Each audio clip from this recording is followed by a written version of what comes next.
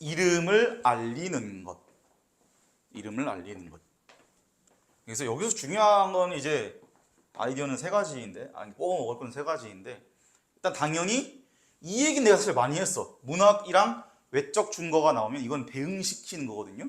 내가 이때까지, 그러니까 우리가 저번에 풀었던 문제는 보통 이게 그냥 보기였거든. 여기는 그냥 이 지문에 포함돼서 나오는 거예요. 그래서 일단 요 아이디어는 공백에다 써놓으면 돼요. 그래서 문학 작품이 나왔고 그 다음에 외적 증거를 만약에 물어봤다? 그러면 이거는 외적 증거 부분을 읽으면서 애초에 이거 작품의 어느 부분을 이야기하는 거구나 하고 이 대응을 할 줄 알면 돼요. 기준 근거. 그러니까 보기를 바탕으로 읽어보세요 이렇게 나오잖아. 그래서 보기 읽으면서 이거 요 부분 얘기하는 거지 저 부분 얘기하는 거지 하고 바로바로 매칭이 돼야 합니다. 그리고 이제 외적 증거는 당연히 사회, 문화적 맥락, 그 다음에 작가 맥락 혹은 경우에 따라서 문학 개념이나 비평을 실어놓기도 한다. 링크 플러스 언링크. 그래서 능동적 캐릭터 구성은 내가 그때 이제 저것 때 얘기했잖아요. 잔등이랑 3대 때 계속 얘기했던 건데 이것도 사실 중요한 이유가 뭐냐면 사실 송미인곡이 이게 티는 안 내고 있지만 중간에 화자가 바뀌어요. 혹시 눈치챘습니까? 네. 중간에 화자가 바뀌거든요. 그러니까 이게 뭐냐면은 기억 보면 해다저 저문날에 누구를 보러 가시는고 이러는 거야. 기억. 그 다음에 밑에 줄 봐. 어와 내여이고 이내 사설 들어보 이런 거야. 너구나. 내 썰 좀 들어봐 이러는 거예요. 그러니까 지금 화자 바뀐 거야 이게. 그래가지고 이 화자가 바뀌었고 이 화자가 두 명이 이 목동문답가에서도 다른 두 명이 나오고 송미인곡에서도 두 명의 화자를 대립각을 잡으면 잡을 수 있거든요. 만약에 내신 시험이라고 가정하면. 그래서 이거는 이 두 가지 다른 인물이 나온다라는 것도 알고 있으면 좋겠습니다. 위아래에 설명이 있잖아요. 위아래 설명에서 대화체라고 얘기를 하거든요. 그래서 이게 내용상에서 문장에서 부르는 말이 있거나 혹은 어미로 사실 판단을 해야 돼. 그래서 이따가 한 줄 한 줄 같이 할 때 선생님이 얘기해 줄게요. 그 다음에 링크, 언링크는요. 우리가 독서에서도 내가 늘 얘기했던 거. 국어 지문에서 핵심은 연관 지어야 될 정보 잘 연관 지어주고 연관 지으면 안 되는 정보 잘 끊어주는 게 중요하거든요. 그러니까 사실상 이걸 해서 능동적 캐릭터 구성을 해야 된다는 거예요. 둘 다 해야 되는 건데 이 지문에서는 특히나 송민곡에서 두 명의 화자가 성격이 다르고 목동문학가에서도 두 명의 화자 성격이 달라요. 그래가지고 이게 그러니까 목동문학가는 비교적 대놓고 얘기를 하거든요. 그렇죠? 대놓고 A랑 B가 다른 사람인 거 알 수 있잖아. 근데 송민곡에서는 그게 찾기가 어려워요. 이때는 그래서 이거 머릿속으로 이거 어디랑 연결시키면 되는 거지? 혹은 이거 앞에 거랑 연결시키면 안 되겠네? 이 생각을 하시면서 읽어야 돼요. 순수하게 고지것대로 그냥 막 우당탕 읽어주지 말고. 볼게 그러면 고전 시가에는 둘 이상의 인물이 서로 의견을 교환하는 대화체로 구성된 작품이 있다. 이들 작품 속에 나타나는 대화 양상은 임진왜란을 전후로 하여 차별성을 보이는데 임진왜란 밑줄 긋고 별표를 치세요. 임진왜란이 중요한 사건이라는 건 뭐 우리가 다 알고 있지만 임진왜란이 이제 왜구들이 일으키는 난인데 이게 그러니까 문학에서 조선 전기 작품, 후기 작품 구분을 할 때 보통 기준이 되는 게 임진왜란이에요. 임진왜란 몇 년도죠?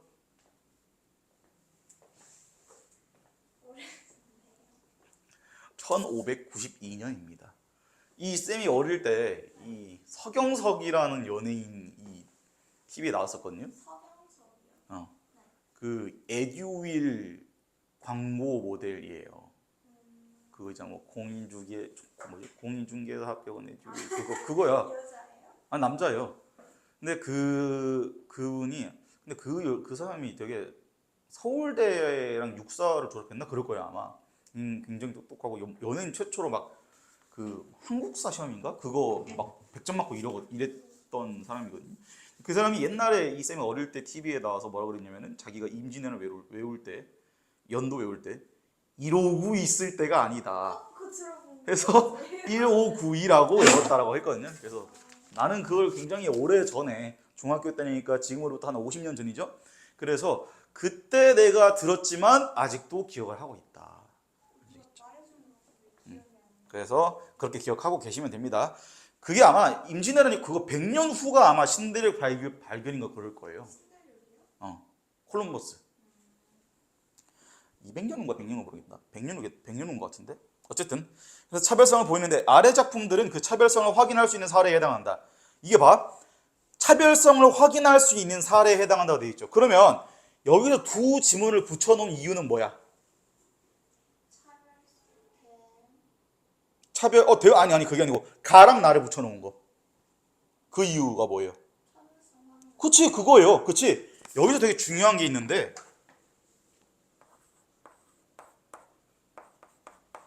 이게 어떤 세트를 구성하고 있으면 이거는 무조건 이유가 있다라는 거예요. 근데 이 이유가 보통이 아니고 항상 출제 포인트라는 거야. 왜냐하면은 송민국이랑 목동분답가를 가나로 묶어서 냈다라는 건 그걸 묶어야 출제할 수 있는 문제가 있으니까 저걸 한 세트로 만든 거예요. 그렇죠? 송민국에서만 문제 내고 목동분답가에서만 문제 낼 거면 이걸 한 세트로 묶을 이유가 없잖아. 그렇죠? 근데 봐. 여기서 내가 왜 여기서 이 얘기를 하냐면은 아래 작품들은 그 차별성을 확인할 수 있는 사례에 해당한다. 이렇게 얘기를 하잖아.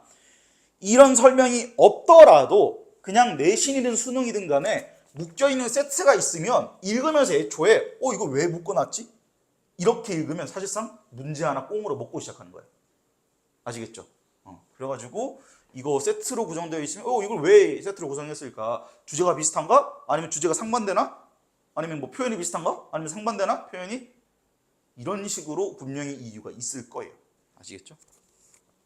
그래서 약간 팁입니다, 저거는. 송광정철은 1585년 당쟁으로 조정에서 물러나 창평에서 머물며 가를 지었다. 대가는 저각시 본드 또 한더이고, 그러니까 저희가는 저각시를 어디서 본 것 같다 이러는 거예요. 천상 백옥경을 어찌하여 이별하고. 백옥경이 뭘까요? 그러니까 경은 수도, 서울이라는 뜻이거든요. 그러니까 서울이라는 뜻도 있고 수도라는 뜻도 있어. 근데 백옥이야.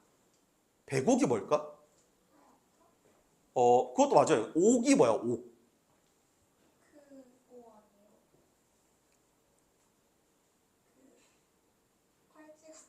맞아. 활찌나 비녀 만드는 보석 있죠.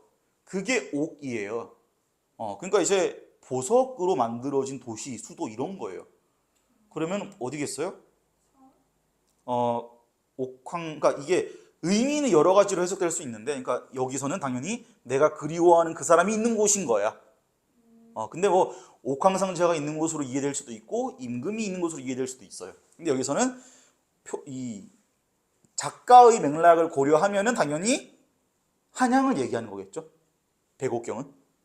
근데 이제 이 표면적인 이 작품 내부에서만 봤을 때는 그리워하는 사람이 있는 그곳인 거야. 그래서 옥 색깔, 쌤이 옥 색깔 굉장히 좋아하거든요. 그 티파니 앤 코 색깔 있잖아. 그 색깔이에요. 그거야. 쌤이 그 색깔 좋아해요. 그런 류의 색깔을 좋아해. 그 터키석 색깔. 그래서 안단테 그 표지도 그 색깔, 그 터키색이에요. 그렇죠? 그래서 어쨌든 천상백옥경을 어찌하여 이별하고, 이게 무슨 뜻이에요? 어찌하여 이별하여, 어찌하여 이별하고. 그치. 그러니까 한탄이긴 한데요. 이 상대방한테 얘기하는 거야. 너 왜 거기 떠나왔니? 이렇게 얘기하는 거예요. 해다 저 저문 날에 누를 보러 가시는 거야. 누구 보러 가냐 이러는 거예요. 길거리에서 만났나 봐요. 그렇죠? 어와 내여이고 이내 사설 들어보. 그러니까 이게 여기서 화자가 어디서 바뀌는지는 사실 읽으면서 파악을 해야 되는 수밖에 없는 거예요. 그럼 그냥 계속 자기 얘기하는 줄 알았어요. 자기 혼자 한탄하고. 그러니까 그게 이제 어려운 포인트예요. 근데 이게 보통은 송민곡이 필수 작품, 미리 공부해야 되는 작품이 된 이유 중에 하나가 사실 이거기도 해요. 화자를 티를 잘 안 내기 때문에 그냥 쓱 봤을 때는 알아내기 힘들거든요. 어와 내여이로부터 바뀌는 거예요. 그쵸? 어와 너구나 내 사설 좀 들어보세요 이러는 거예요. 그러니까 기억에 대한 대답하는 거예요. 내 얼굴 이 거동이 님 괴함즉 한감하는. 그러니까 여기서 괴다가 사실 내가 아까 얘기했던 이 중세 때의 발음이랑 현대 국어의 발음이 생각보다 큰 차이가 없는 경우가 있다고 했죠. 그거의 예외야 이건. 그러니까 이거는 사랑 괴다가 사랑하다거든요. 그러니까 사랑받음직 한감하는 이런 뜻이에요. 나의 거동, 행동 얘기하는 거죠. 거동. 어딘디 날 보시고 내로다 여기실세. 그러니까 날 보시고 너로구나 이렇게 얘기를 했다라는 거죠. 알아봐 준다라는 거죠. 내로가 마음은. 나도 님을 믿어 군 뜻이 전혀 없어. 그러니까 자기도 딴 생각한 적 없다라는 거죠. 일편단심이었다라는 거죠. 이래야 교태야 어지러이 하뒀던데. 그러니까 이 어지럽게 애교를 떨었다라는 거예요. 님 임금이에요. 송민곡 작품 안에서는 그냥 그리워하는 누군가, 사랑하는 사람인 거고 작가 맥락을 고려하면 임금이라고 보면 되겠죠. 그래서 군뜻이 전혀 없어. 이래야 교태야 어지러이 하뒀던디. 반기시는 낯빛이 내와 어찌 다르신고. 여기가 핵심이에요. 이게 무슨 뜻일까? 반기시는 낯빛이 내와 어찌 다르신고. 나랑 쟤는 다르다는 거 아니에요? 뭐가? 낯빛이 뭐야? 이 얼굴 색이 왜 좀 옛날이랑 다르냐 이런 거예요. 그렇죠? 누워 생각하고 내려앉아 헤어하니. 누워 생각했다가 그 다음에 내려앉아 이 몸을 일으켜서 앉아서 생각을 했다가 있어요. 해다가 이게 중요한데 이게 이거는 이제 쌤이 가끔 고전 시가나 소설 할 때 이 단어는 암기해야 됩니다 하는 단어들이 있거든요. 얘도 그거 중에 하나야. 굉장히 자주 나오는 거거든요.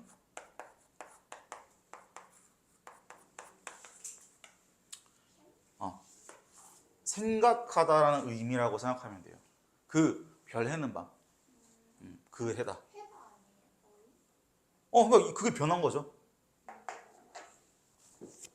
생각하라고요? 그쵸.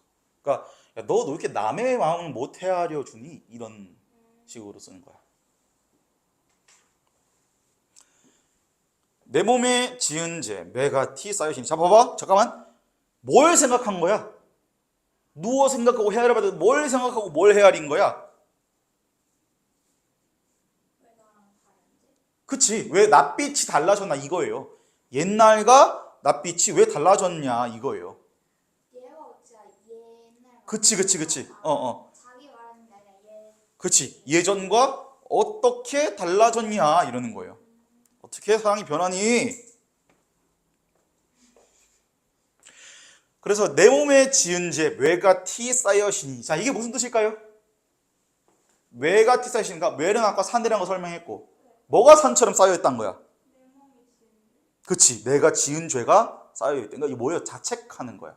그러니까 이 내가 사랑하는 그 사람이 나를 반기는 낯빛이 변한 게 내 탓이구나 이러는 거야. 그 다음 봐. 하늘에라 원망하며 사람이라 허물하랴. 그러니까 이 하늘과 사람을 원망하고 그거에 대해서 내가 이 허물, 그러니까 이 잡소리를 할 수가 없다라는 거죠.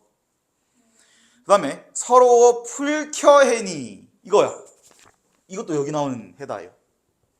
풀어서 생각했다라는 거지.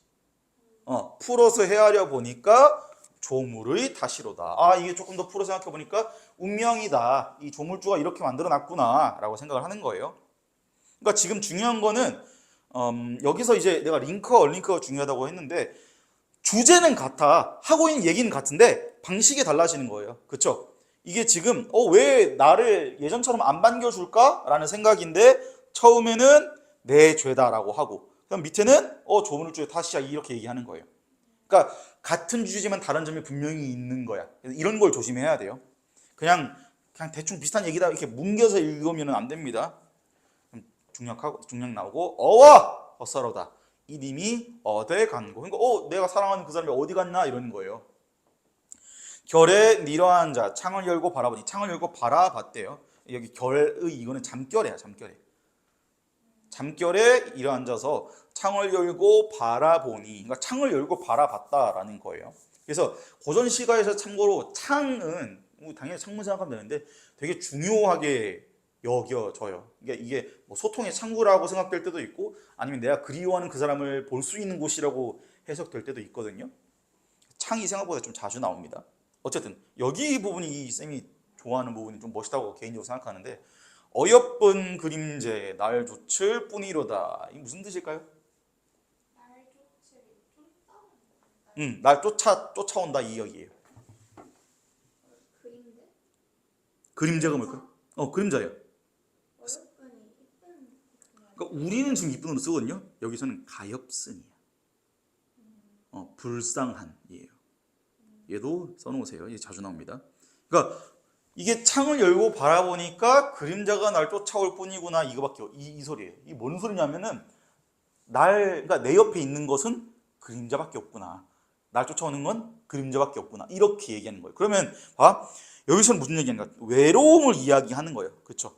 위에서는 너 왜 낯빛이 변했어? 이유를 찾아보려고 하는 거고 여기서는 이게 나 지금 외로워 이 얘기를 하는 거예요. 그래서 날 쫓아오는 건 그림자밖에 없구나 라고 멋지게 표현을 했습니다. 멋있지 않나요? 그렇죠? 차라리 시어디어 나골이나 차라리 시어디어 나골이나 대하이셔. 나골이 뭘까요? 달이에요.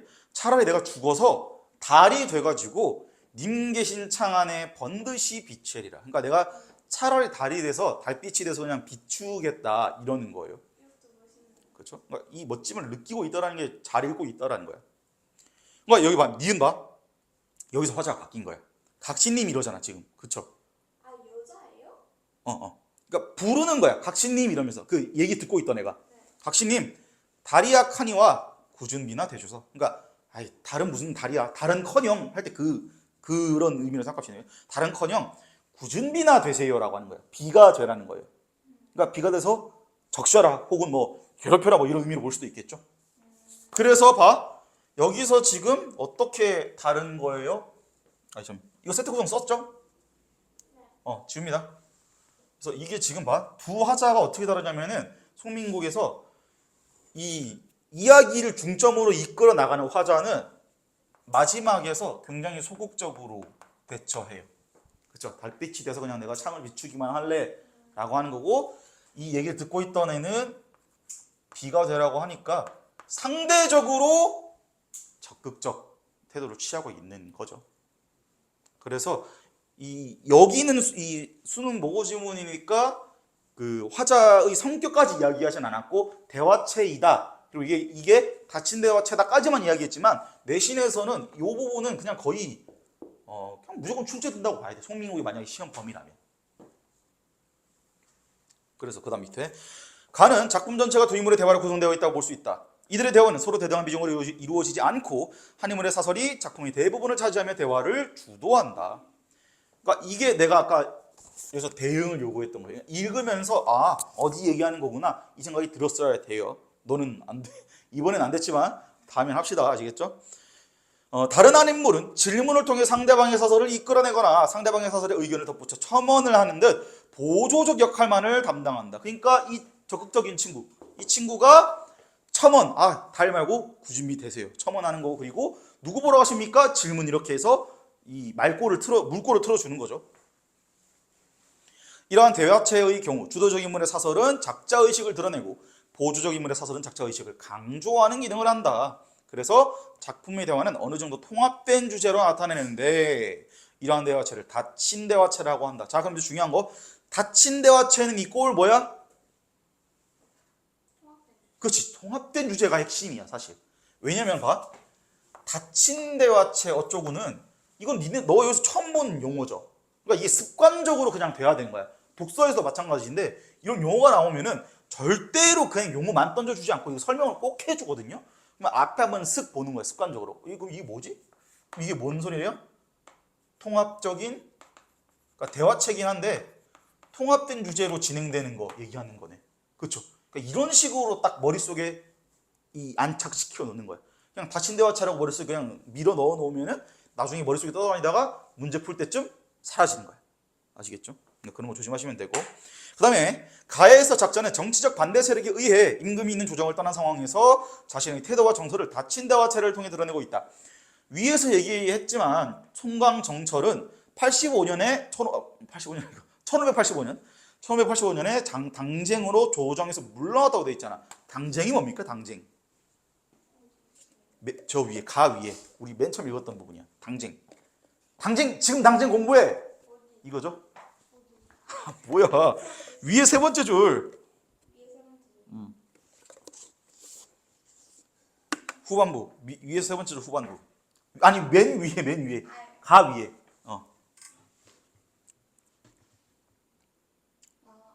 당쟁 이렇게 돼 있잖아. 그러니까 이거 뭐냐고요? 당쟁 공부해 이거죠. 당끼리 싸우는 거 그러니까 당파이끼리 싸우는 정확히 얘기하면 왜냐면 이때는 당이 없었으니까 당파끼리 싸우는 그런 거 있잖아. 막 북인, 서인 뭐 살인파, 훈구파. 너무 싫어. 그쵸? 지겹죠 그거? 저 그 문제 틀렸고. 나도 그걸 제일 싫어해. 너무 복잡해요. 그게 막 무슨 계보도 이렇게 있잖아. 쌤도 이 교양 수업 들을 때 그게 나온 거예요. 그래갖고 이거 흐름을 다 쓰래요. 그러니까 이 쭉 흘러온 계보를 다 써야 되는 거였어. 굉장히 힘들었습니다. 당장 아니죠? 당장 아니에요. 그 다음에 그래서 다시 A 내려가 보면은 그러니까 지금 얘가 태도와 정서를 닫힌 대화체를 통해 드러내고 있는데 그러니까 지금 얘의 현실은 뭐예요? 당쟁으로 밀려난 거. 그렇죠? 그러면 이게 가에 반영이 되어 있다 이 소리야. 그래서 우리가 아까 여기서 사랑하는 님을 임금으로 이해할 수 있는 거예요. 어쨌든 이를 통해 작자는 자신이 처한 상황에 대해 자책하고 나아가 이를 자신의 운명으로 받아들이고 있음을 확인할 수 있다. 또한 임금 곁에 머물 수 없는 상황에 대해 탄식하면서도 임금에 대한 변치 않는 충정을 드러내고 있음을 확인할 수 있다. 한편 임진왜란 이후에는 이전의 대화 양상과 다른 새로운 대화체가 등장하였는데 1661년에 임유후가 지은 나를 그 예로 들 수 있다. 정철 여자예요? 남자예요. 남자예요? 남자인데 이게 그러니까 너가 읽으면서 약간 말투가 여자 같잖아요. 그리고 여자의 입장에서 근데 왜 그러냐면 조금 더 이 세심하게 이 정서를 감성을 조금 살리고 싶었던 거죠. 그래서 실제로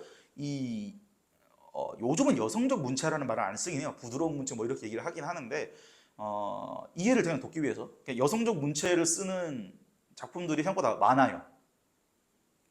그리고 이제 이게 이렇게 하는 이유가 뭐냐면 공감을 얻을 수 있어서도 그래요. 왜냐면 봐, 지금 자기의 정서를 드러내는데 내가 지금 얘 상황이 뭐예요? 당쟁에서 밀려났어. 그쵸? 그래가지고 내가 뭐 하는 거예요? 임금한테 쉽게 말하면 나 좀 어떻게 좀 잘 좀 봐주세요. 그래요? 그거야 지금. 그러니까 왜냐면 여기서 봐. 일편단심이다 이러잖아 지금. 일편단심이고 나는 뭐 차라리 뭐 달빛이 돼서 비추겠다. 그 다음에 뭐 구준비가 돼서 적시 이 얘기 하잖아요. 그게 임금 얘기하는 거예요. 난 너밖에 없어 이 얘기야. 임금 보라고 쓴 거예요? 맞아. 뭐야? 그렇지. 그게 더 빗 빠지죠. 그러니까 내가 그래서 사실 그러니까 이제 수업 때는 잘 얘기 안 하는데 개인적으로는 이 송강정철 이 철이가 쌤이랑 친하거든요. 옛날에 밥도 먹었는데 철이가 쌤 이 사람이랑 친하다고요? 네. 선조 때 사람이에요. 진짜로요? 네. 거짓말하는 거예요? 친해. 철이랑 친한데 그러니까 얘가 이 선조 때 당쟁에서 이렇게 밀려난 거야. 그래가지고 임금아 나 좀 잘 좀 봐줄래? 이렇게 얘기하는 거예요. 살짝 짜치는. 그쵸? 그래서 내가 사실 약간 개인적으로는 별로 좋아하진 않아. 근데 뭐 글을 잘 쓰니까 이 사람이 그러니까 글을 또 기깔나게 잘 썼고 그리고 또 당시로는 엄청나게 메인스트림은 아니었던 한글로 썼다라는 것도 있어요. 그래가지고 계속 교과서에 나올 수밖에 없어 사실. 그리고 최초의 한글 시도 이 사람이 있었어요. 정철이. 그래서 이 어떤 이 약간 우리가 보기에는 되게 아부한 것처럼 보이는, 그래서 약간은 조금 실망스러웠지만 어쨌든 글은 멋지게 잘 쓴 사람이었다. 살짝 김이 빠진. 그러고 그래서 관동별곡에서도 막 표현이 되게 멋있어. 막 바위 같은 게 막 용이 막 앉아 있는 것도 이렇게 막 표현하거든요. 근데 막 갑자기 중간에 뜬금없이 갑자기 난 여기서 멋진 참된 정치를 하겠다 막 이런 얘기가 나와. 그런 게 있어요. 그러니까 그런 게 이제 임금 잘 봐주세요 하는 거예요. 어쨌든 너 방금 봐. 이거 되게 중요한 포인트인데 너가 지금 방금 짜치다고 했죠. 그치? 그게 되게 중요한 거야. 왜냐면은 우리가 짜치다고 생각한 이유는 이걸 알고 나니까 정철한테 몰입하기 힘들었던 거죠. 그치? 너가 근데 우리가 아까는 왜 몰입할 수 있었을까? 얘가 좀 혼자 고독하게 쓰는 줄 알아. 그거 맞는데 그걸 조금 더 쌤이 정돈하면 봐. 이거는 당장에서 자기가 이 불리해져서 임금에 대해서 좋게 얘기하는 거였죠. 그치? 근데 여기서 내용은 뭐였냐면은 내가 이 사랑하는 이미 뭔가 잘 안 돼서 관계가 잘 안 돼서 내가 사랑하는 그 임을 만나고 싶다 이렇게 얘기하는 거예요. 그쵸? 이러면 무슨 정서가 돼? 사랑이라는 정서가 되죠. 이 위의 것처럼 음흉하게 자기의 개인을 위해서 물론 음흉한 뭐 그런 사람 아닐 거예요. 그러니까 권력을 위해서 그렇게 한 게 아니고 사랑을 위해서 아름다운 사랑 이야기로 포장을 할 수가 있는 거야. 그러면 무슨 일이 벌어지냐? 방금 우리가 했던 것처럼 공감을 얻을 수가 있어. 왜냐하면은 이게 훨씬 더 일반인들이 와닿을 수 있는 정서잖아. 그래서 이렇게 쓴 거예요. 그래서. 근데 되게 중요한 파트예요. 근데 그게 너가 굉장히 이 중요한 부분을 잘 읽고 이 관통을 잘 한 거예요. 이 침착맨처럼 관통을 잘해서 중요한 부분을 잘 뚫어서 읽은 거예요. 되게 중요한 파트예요. 설명하려고 했는데 대단한데. 진짜 이게 의도가 맞아. 그리고 이것뿐만 아니라 굉장히 많은 가사들, 시조들, 특히 귀향 갔을 때 쓴 시조들이 이런 같은 구도를 취하고 있는 경우가 굉장히 많아요. 그러니까 임금아 나 좀 잘 좀 봐주면 안 되겠니? 이런 얘기인데 막 사랑에 이제 비유해서 얘기를 하는 거야. 진짜로 그래요. 그래서 막 나중에 EBS 수능 특강이나 그런 데 보더라도 그런 거 되게 많이 나오고 2학년 때 막 문학 같은 거 문학 교과서 보면은 거기 가사들 중에서 이런 내용 되게 많아. 근데 왜 여기서 안 알려줘요? 이거는 내신 지문이 아니거든. 이건 모의고사 지문이에요, 이거. 그러니까 내신 지문이면 내가 이 작품에 대해서 너한테 알려줄 수 있는 모든 걸 다 얘기해 주는 게 맞지. 근데 이건 이제 모의고사 지문이니까 읽고 그냥 바로 풀어야 되는 지문이거든. 그러니까 정보를 다 줄 수가 없는 거죠. 제한적으로 준 다음에 이 외적 준거에 맞춰서 읽어보세요 하는 거예요. 성모에 이런 게 나와요? 당연히 나오지. 고3이에요? 이거? 아니 고1이에요? 이거 2학년 걸걸요? 저 너무 싫다. 뭘 싫어. 근데 이게 내가 내가 거기 그 주황색은 없나? 저 보라색은 있을 수도 있는데 내 해설지도 가끔 써놓는데 이 자기가 하기 싫은 마음이 딱 들면은 딱 그만큼 나의 경쟁자를 하기 싫다니까. 그거 최소한 그만큼. 그러니까 더 힘들 수는 있겠지만 덜 힘들진 않을 거예요. 그래서 쌤도 그걸로 못했는데 이게 하기 싫은 게 딱 있으면 있을수록 다른 일도 하기 싫고 다른 일도 어려워요.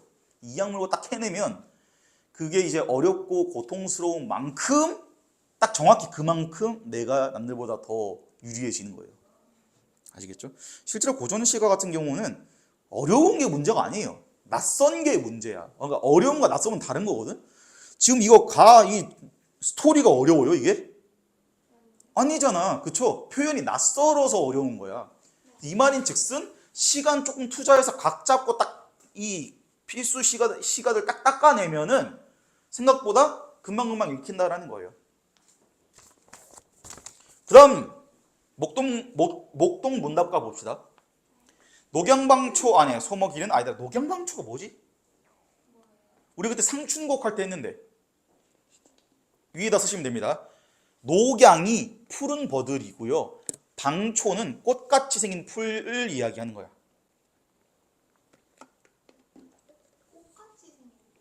그러니까 꽃을 쉽게 말하면 포장해 주는 거죠. 아이 너 이 꽃처럼 생겼다 풀이. 거의 풀한테 야이 잡초야 이러면 기분 나쁘잖아요. 아해가 뭐예요? 아이. 아, 아이예요?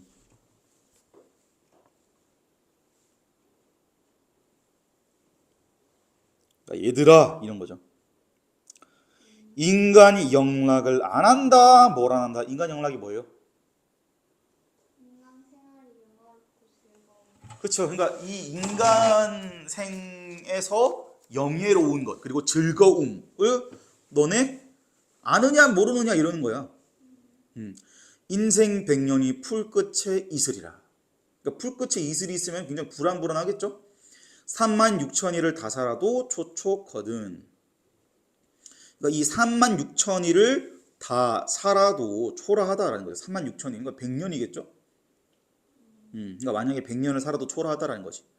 수단이 명의연이 사생을 결할 수. 그러니까 이 사는 이게 인생이 그러니까 자기 명이 짧다 이런 거예요. 짧고 그럼 이제 밑에가 중요한데 봐. 생애는 유한하되 사일은 무궁하다. 이게 밑줄 그으시고 별표 치시면 되는데 이 사실상 이 A 부분에서의 핵심이나 마찬가지예요. 이게 무슨 뜻일까? 사일이 뭐예요? 이 정도 한 줄 알잖아. 죽은 뒤에? 그러니까 살아있는 날은 유한한데 죽은 날은 무한할 거 아니야. 그 얘기하는 거예요. 그렇죠? 영려 건곤의 부유같이 나왔다가 그러니까 하루살이 같이 나왔다가 이 허무하게 하루살이 같이 나왔다가 공명도 못 이루고 초목같이 썩어지면 그러니까 공명 여기 공이 알리다라는 거예요. 이름을 알리다. 공명 얘는 별표 치시면 됩니다. 얘도 되게 자주 나와요. 근데 이제 조선 시대임을 감안했을 때 이름을 알리는 건 뭐겠어요? 장원급제하고 벼슬하고 고관대적이 되고 이런 거겠죠? 그 다음에 초목같이 썩어가면 이거 이제 풀이랑 나무예요. 공산백골이 개안이 늦거오냐. 이게 지금 봐. 옆에 되게 중요한 포인트가 있는데 오른쪽 봐요. 각주 보면 아무것도 이루지 못하고 죽음의 이름을 비유하는 말이래. 근데 요 한자가 산에 있는 흰 뼈 얘기하는 거거든요. 그러니까 죽어서 해골되는 거 이야기하는 거야. 그쵸? 근데 각주에서는 왜 그렇게 얘기 안 하고 여기서 비유하는 말, 죽음의 이름을 비유하는 말이라고 해석까지 해줬을까? 친절하게.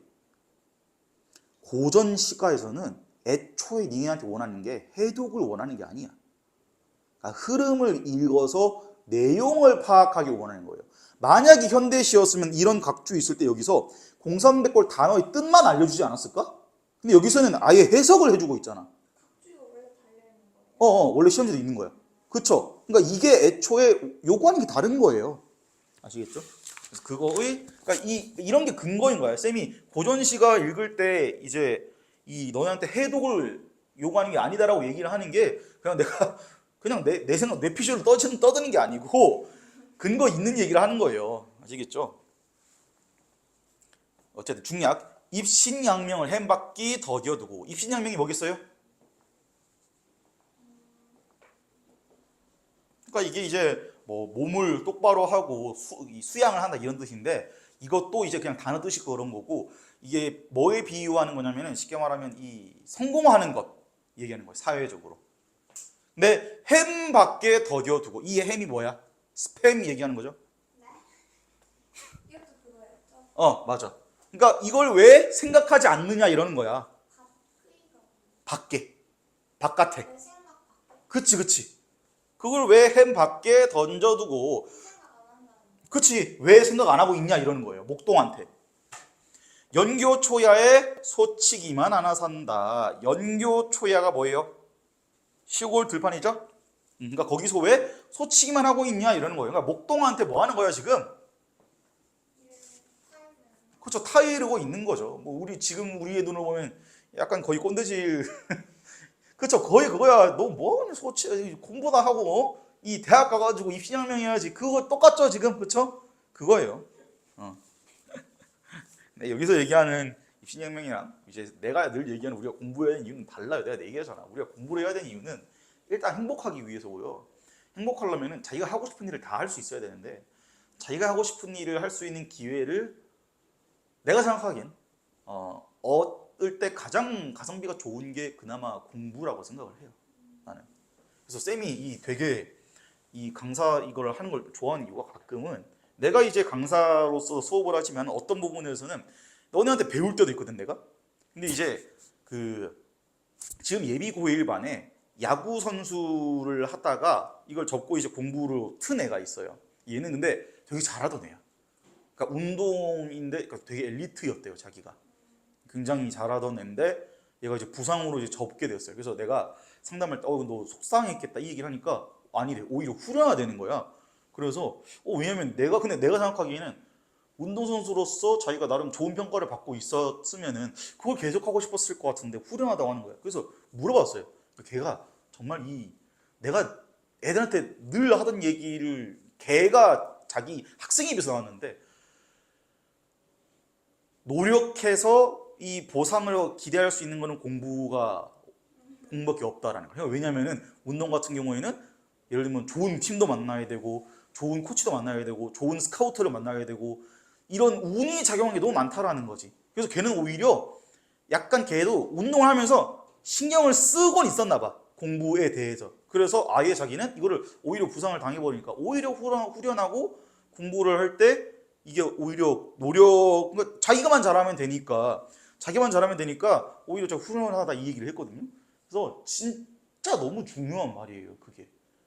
왜냐하면은 공부를 안 한다고 인생이 많은 건 아니야. 근데 그나마 성공에 가깝게 만드는 방식들 중에서 내가 생각하기엔 가장 그나마 조금 노력의 가성비를 생각했을 때 그리고 그나마 운이 덜 작용하는 게 그러니까 불확실함, 변수가 덜 작용하고 그나마 내가 많이 통제할 수 있는 게 그나마 공부야. 그것만한 게 없어요. 그러니까 이 세상 공부가 다야가 아니고 공부만한 게 없어. 그래서 우리가 공부를 해야 되는 거예요. 아시겠죠? 다이나 아시겠죠? 그러니까 그래서 그래야 행복에 좀 더 가까워질 수 있고 좀 더 하고 싶은 일 할 수 있고 그게 중요한 거예요. 직업의 기천이 문제가 아니고 하고 싶은 일 할 수 있냐 없냐 그게 문제야. 아시겠죠? 쌤이 공부 처음 시작한 각 잡고 한 이유도 그거예요. 쌤이 원래는 카피라이터 되고 싶다고 했잖아. 그래갖고 근데 이게 내가 이걸 너무 하고 싶은데 이게 찾아보니까 광고를 기획하는 사람들이야. 그러니까 만드는 사람들이에요. 이걸 만든 광고가 예를 들면 TV가 됐든 뭐 빌딩이 됐든 거기에 막 하루 수천 번씩 틀어질 거 아니야. 그러면은 너가 생각하기에 그 광고를 만드는 걸 아무한테나 시키겠어요? 아니죠. 그래서 보통 뭔가 기획을 하는 거는 일단 기본으로 무조건 학번은 그냥 좋은 건 기본으로 깔고 간다라는 거야. 그냥 무조건. 근데 나는 그 카페라이터를 너무 하고 싶었거든. 그래서 쌤이 공부 시작한 거예요. 이걸 포기할까? 공부를 할까 하다가 이거 포기하면 내가 평생 후회할 것 같은 거야. 그래서 그냥 공부해보자 해가지고 공부를 한 거야. 그전에는 내가 공부할 이유를 몰랐기 때문에 안 했어요. 그래서 엄마가 학원 가라고 해서 가가지고 그냥 애들이랑 떠들고 눈만 여기가 있고 머릿속으로 딴 생각하고 엄마한테 거짓말해가지고 학원 째고 이랬단 말이야. 그래서 근데 이제 딱 대학교 가보니까 세상에 재밌는 일들이 너무 많아. 그래서 쌤이 그러면 굳이 광고가 아니라 딴 것도 해볼까? 이래서 지금 이제 강사를 하고 있는 거예요. 그리고 추가로 이제 내가 조금 고생했던 그거를 알려주고 싶기도 했고 왜 고생했고 어떻게 하면 고생 안 할 수 있는지 아시겠죠? 그래서 그러니까 나는 공부를 쌤이 처음부터 막 엄청 열심히 했던 것도 아니고 잘하던 것도 아니었고 특히나 그거는 원래 못하다가 잘해진 거기 때문에 어떻게 보면 우리 엄마는 그렇게 생각 안 했겠지만 공부를 못했던 게 굉장히 큰 자산이 된 거죠. 왜냐하면 국어 쌤들이 국어를 보통 잘하는 쌤들이 잘하던 사람들이 하는 경우가 많아가지고 내 쌤 같은 경우는 비교적 내가 생각하기엔 조금 그래도 남들이 못 보는 걸 좀 더 얘기해 줄 수 있다고 생각을 해요. 그래서 등급별로 어디서 어떤 슬럼프가 오는지 잘 알고 있고 거기에 대한 솔루션도 줄 수가 있는 거지. 그래서 내가 숙제할 때 그런 걸 조금 자세하게 쓰라는 거예요. 그러면 내가 정확한 피드백을 줄 수 있거든. 그거 아니면 내가 너한테 열심히 읽어서 이 얘기밖에 못해. 그치? Anyway, 그래서 목동이 대답을 합니다. 오와 갱 위신거 우운말삼 듣건디고 형용이 고고하니 초대부 삼려신가 잔혼이 영락하니 유학사 자후신가. 그러니까 이 지금 봐 약간 이 눈치 채우는 때인데 돌리는 거죠. 그쵸? 돌려 까는 거야. 이거 돌리는 거야. 왜냐면 봐 형용이 고고하고 잔혼이 영락하다라고 이렇게 시작은 했지만 뒤에 봐 초대부 삼류 유학사 좌우 이렇게 돼 있죠. 각주 보면은 벼슬 나다가 잘못된 사람들 혹은 벼슬 나다가 뭔가 잘 안 풀리는 사람들이야. 그러니까 이 말은 뭐예요? 벼슬이 전부가 아니다라는 거지. 우운말싸는 뭐예요? 그러니까 걔 네 신고한 다음에 네가 하는 말을 들어볼게 이 얘기예요.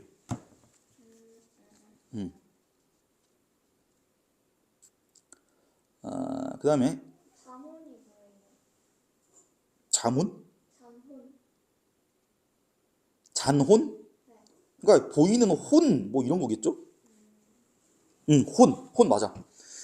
한자 보니까 혼이 맞아. 그 다음에 일모수직에 혼자 어득셔 거오셔. 그러니까 이 해질 때 이 대나무 숲 사이에서 혼자 이렇게 오시고 있구나. 그 얘기 하는 거예요. 그냥 너 오고 있구나 이 얘기하는 건데 중요한 건 디귿이에요. 내 근심 더디어두고 남의 분별하시는 거. 이 전국을 찔렀죠. 뭔 뜻입니까? 내가 그 상대방 말하는 아니죠. 그러니까 본인. 자기 말하는 거예요? 아니 본인. 그러니까 그렇죠. 여기서는 저 사람을 지시하는 거지. 그 잔소리하는 사람. 자기 중심 냅두고 남한테 간섭한다. 그치 그거예요. 니나 잘하세요 이거야 지금. 그러니까 내 근심 더뎌지고 남의 분별하시는 거 이거예요. 이게 보통 우리가 종교나 학문의 이름으로 그 종교를 이름을 더럽히는 사람들의 공통적인 특징은 뭐냐면 그 종교나 학문의 가르침을 선택적으로 취해서 선택했다라는 게 있거든요. 뭔 소리냐면은 예를 들면 기독교 같은 경우에는 뭐 너의 이웃을 사랑해라, 왼쪽 뺨 맞으면 오른쪽 뺨을 내주라 이런 가르침들이 있잖아요. 근데 그 중에서 이 일부를 이제 왜곡하면은 강요만 하게 될 수도 있겠죠. 불교도 마찬가지야. 자기 자신을 등불로 삼고 뭔가 이 욕심 부리지 마세요 하는데 스님들 벤츠 끌고 다니고 이런 게 이제 욕을 먹이는 거예요. 유교도 마찬가지예요. 이게 우리 지금은 종교로 있진 않지만 문화에 깊게 자리 잡아 있거든요. 우리 흔히 얘기하는 선비 꼰대 문화 이런 거예요. 근데 진짜로 공자의 논어를 읽어보면 거기 나와요. 뭐가 있냐면은 네가 못하는 거 남한테도 요구하지 마. 네가 대우받고 싶은 만큼 남한테 대우해. 이 얘기가 있어. 그걸 안 하니까 꼰대질을 하는 거야. 그걸 아니까 내가 그래서 얘기하잖아. 내가 너네한테 플래너 쓰라고 하는 이유 내가 해보고 좋으니까 니네한테 하라는 거고 숙제 내는 것도 내가 해보니까 이 정도는 할 수 있겠다 해서 주는 거고 내가 해보니까 이렇게 하니까 성적이 오르더라 해서 시키는 거야. 아시겠죠? 무책임하게 그냥 던져주는 게 아니라고요. 정말 속상하네요. 왜 나를 이렇게 내 갸륵한 뜻을 왜 안 알아줄까요? 알죠. 열심히 알고 열심히 공부해 주십시오. 만약 여유가 있으면 주변에 자랑도 하시고. 그 다음에 막 기산의 귀식기와 상류의 소먹이기 즐겁고 즐거움을 너해 난 모르리라. 그러니까 이 소대꼬아서 소를 먹이는 것, 그러니까 소 밥을 먹이는 거가 너무 즐겁다는 걸 너는 모르지 이러는 거예요. 그러니까 목동이 하는 일이 뭐야 애초에?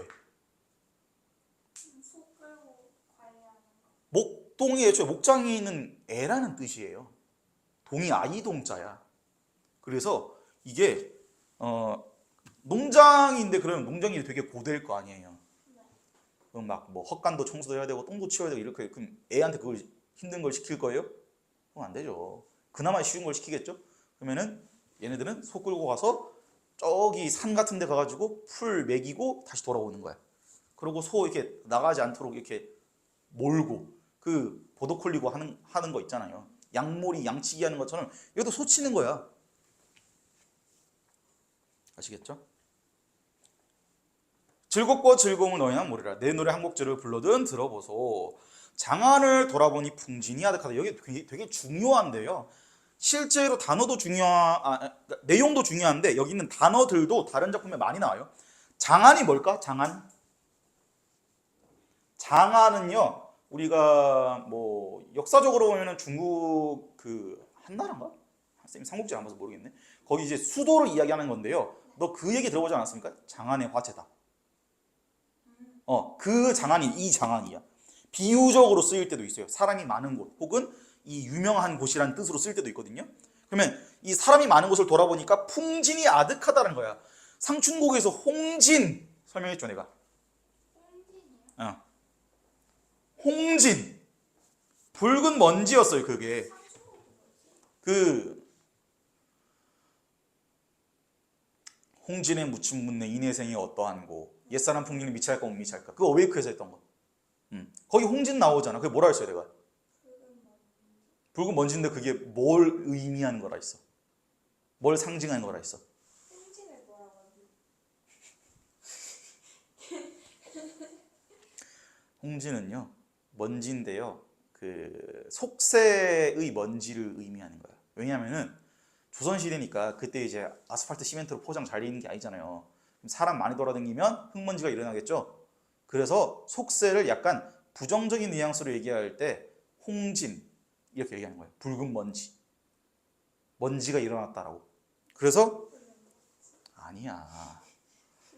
그래서 여기 풍진도 같은 의미입니다. 그래서 만약에 이게 근데 홍진 말고 풍진으로 나오는 경우도 있으니까 이거는 기억을 해 두세요. 그래도 속세가 알려고 와야 돼. 그렇지. 그러니까 속세, 그러니까 장안, 이 속세를 상징하는 곳이에요. 그러니까 지금으로 치면 서울이죠. 서울 보니까 이 흙먼지가 많네. 사람들이 터져 나가네. 이런 뜻이죠. 그러니까 이 서울 가니까 지하철이 터지려고 하네. 약간 이런 느낌인 거야. 부은이 뭐예요? 그 떠 있는 구름. 부기는 부이요, 공명은 와각이라. 와각이 뭐야? 그 달팽이 핀 껍질. 그렇죠. 그러니까 부은 뭐야? 구름이야. 부기는 구름같이 허망한 거예요. 잘 사라지는 거고 공명, 이름을 안 읽어서 와각처럼 텅 비어 있는 거다라는 거예요. 그래서 이 퉁소 한곡조의 행화촌을 찾아라. 퉁소가 피리예요. 피리. 지금 피리 부는 뭐라고? 뭐 피리를 불겠다라는 거 아닐까요? 그래서 밑에 보면 나는 가와 달리 목동이 대답하되를 중심으로 상호 대립적인 입장을 대표하는 두 인물의 의견이 A와 B로 대등하게 병치되어 있다. 그러니까 A는 뭐야? 야 이거 인간 삶이 너무 짧은데 너 열심히 공부해가지고 성공해서 이 비싼 거 먹고 페라리 타고 오마카세 뭐 한 명 100만 원짜리 먹고 이렇게 살아야 되지 않겠냐 이 얘기를 하는 거고요. 목동은 그런 이 속세의 어떤 속된 즐거움 말고 나는 이 산에서 즐겁게 소들 먹이고 이 상류의 계곡에다 귀 씻고 하면서 재밌게 살고 있다. 너나 잘해라. 이 얘기 하는 거고, 그리고 돈이 많고 그거 다 부질없는 거다. 페라리 다 부질없는 거고, 오마카세 그거 먹으면 끝나는 거고, 껍데기밖에 없는 거다. 이런 얘기를 하고 있는 거예요. 근데 행화촌을 토다이라고 부르는. 그래서 행화초는 여기 밑에 이제 각조 보면 있는데, 안빈낙도의 이상향 적혀 있죠. 그러니까 이상향이야, 이상향. 안빈낙도의 이상향이라는 건 뭐냐면, 안빈낙도는 가난해도 편안하고 즐겁다라는 뜻이거든요. 그래서 이 내가 피리를 부니까 이 안빈낙도 그러니까 약간 무릉도원 같은 거예요. 이상형을 찾을 수 있다, 이상향을 찾을 수 있다 이런 거죠. 그래서 어쨌든 다시 밑에 B 밑줄 친 부분 보면 A의 인물은 인생이 유한하여 험한 것이라고 여긴다. 그렇기 때문에 부귀공명이나 입신양명과 같은 인간 영락을 추구하는 삶이 가치 있다고 강조하며 대화 상대의 삶의 방식에 대해 질책하고 있다. 이에 대해 B의 인물은 물음을 통한 간섭에 대해 반문하고 상대방의 삶의 방식을 조롱하며 자신의 삶의 방식을 과시하기도 한다. 또한 상대방의 의견에 반박해서 자연에 의탁해서 사는 삶의 가치를 강조하고 있다. 이처럼 나에 나타난 대화는 독자적 인물들 사이의 긴장을 유지시키면서 자, 내가 문학시험에서 긴장은 어떤 의미라고 했어요? 우리가 일상에서 쓰는 긴장은 두 가지 의미가 있다 했지. 하나는 스릴, 나머지 하나는 텐션. 여기 있는 긴장은 스릴일까? 텐션이야, 텐션. 거리감 얘기하는 거예요, 거리감.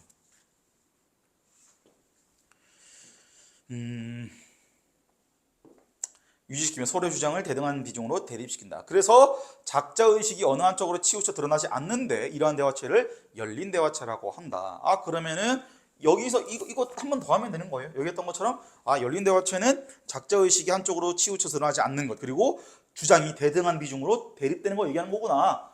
이러고 이제 지나가면 되는 거야. 근데 이게 이제 이러면 문제는 아마 너 다 풀 수 있을걸요? 1번 봐요. 이 정답 2번이거든요. 내 얼굴 이거동이 임계암적 한감하는 애는 정치적 반대 세력에 의해 처하게 된 자신의 상황에 대한 자책이 드러나 있군. 이게 왜 틀렸을까?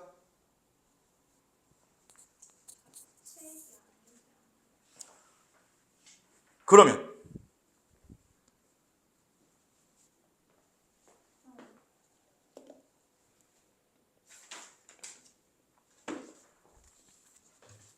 자체가 아닌 것 같아서 틀렸다. 그럼 무슨 내용이요? 이 앞에 있는 내용이 내 얼굴 이거동이 이거.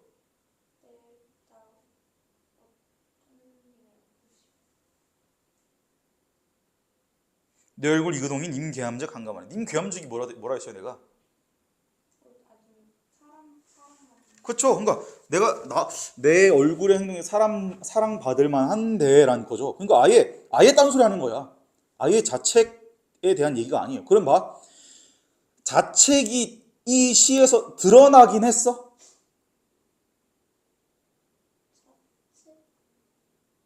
운명 탓한 거. 그 전에 내 잘못이 메가티 쌓였다고 했죠.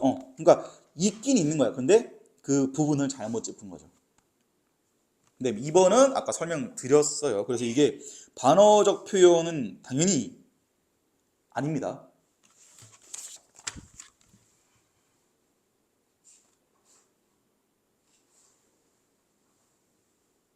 3번도 보면은 내 사설 좀 들어보아 하고 뒤에서 쭉 얘기하죠. 내가 그리워하는 사람이 있는데 그 사람이 나를 반기는 낯빛이 다르더라 라고 얘기를 했고요. 그 다음에 내 노래, 여기서 목동이 자기가 자연 속에서 소치면 사는 삶이 좋다 라면서 현재의 삶을 선택한 이유를 얘기를 하고 있어요. 그래서 3번 같은 경우가 흥취를 느끼고 있다라는 말도 사실 말이 안 되죠. 지금 슬픔인데 그러니까 흥함에 취했다는 거죠. 흥겨움에 취했다.